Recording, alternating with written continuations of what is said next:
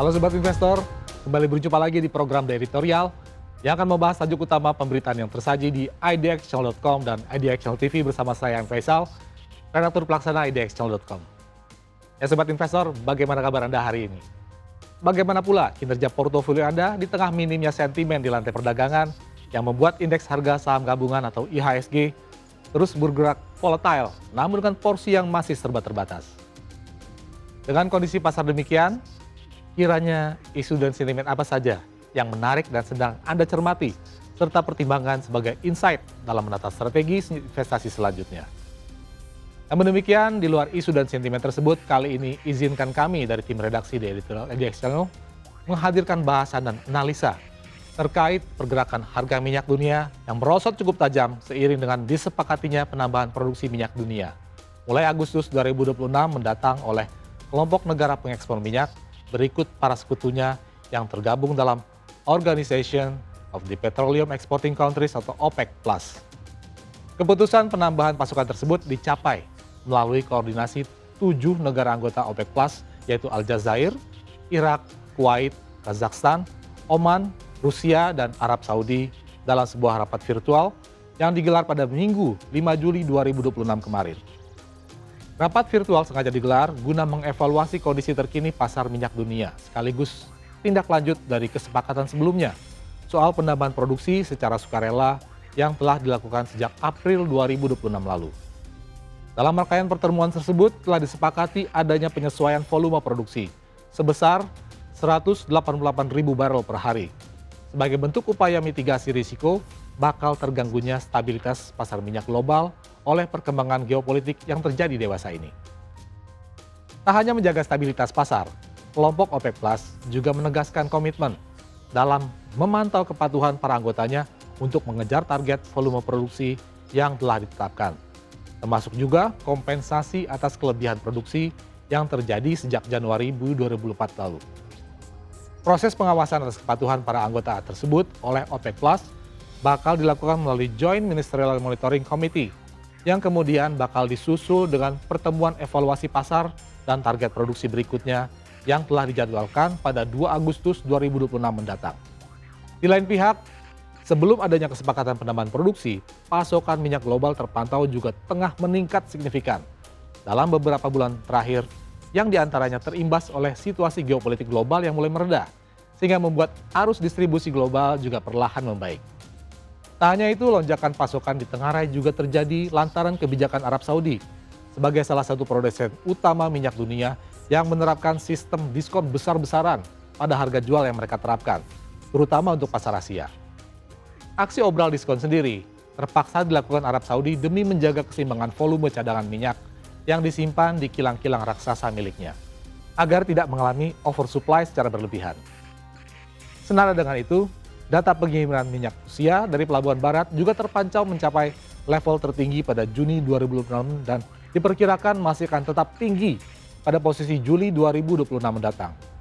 Karenanya, secara akumulatif global, lonjakan pasokan seolah menjadi tak terhindarkan lagi. Sebagaimana tercermin pada data ekspor minyak teluk per Juni 2026 yang meningkat lebih dari 3 juta barel dibanding realisasi bulan sebelumnya, sekaligus melampaui 10 juta barel per hari. Meski memang masih berada di sekitar 40% di bawah level reguler sebelum konflik geopolitik terjadi.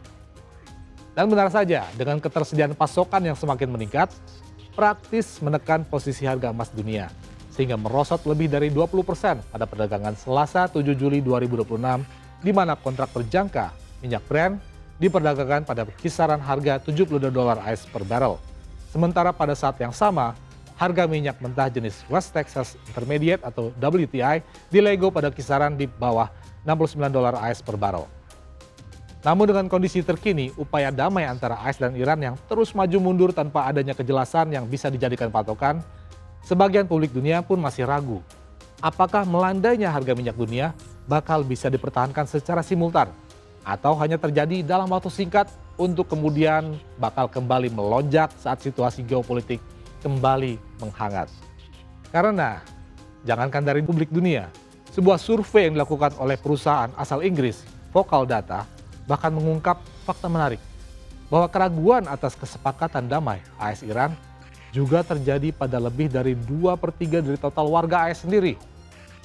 Dalam survei yang dilakukan untuk harian Financial Times tersebut, terungkap bahwa 66% pemilih di AS meyakini bahwa nota kesepahaman antar kedua negara tidak akan membawa dampak signifikan terhadap perkembangan situasi di Timur Tengah dan justru berpotensi memicu ketidakstabilan kawasan serta memperbesar peluang terjadinya konflik lanjutan. Tak hanya itu, sebanyak 44% dari responden juga menilai bahwa posisi AS justru melemah dan dirugikan usai membuka konfrontasi dengan Iran dan hanya 31% saja dari total responden yang percaya bahwa keputusan memerangi Iran dapat mendorong posisi AS menjadi lebih kuat dalam konstelasi percaturan politik internasional.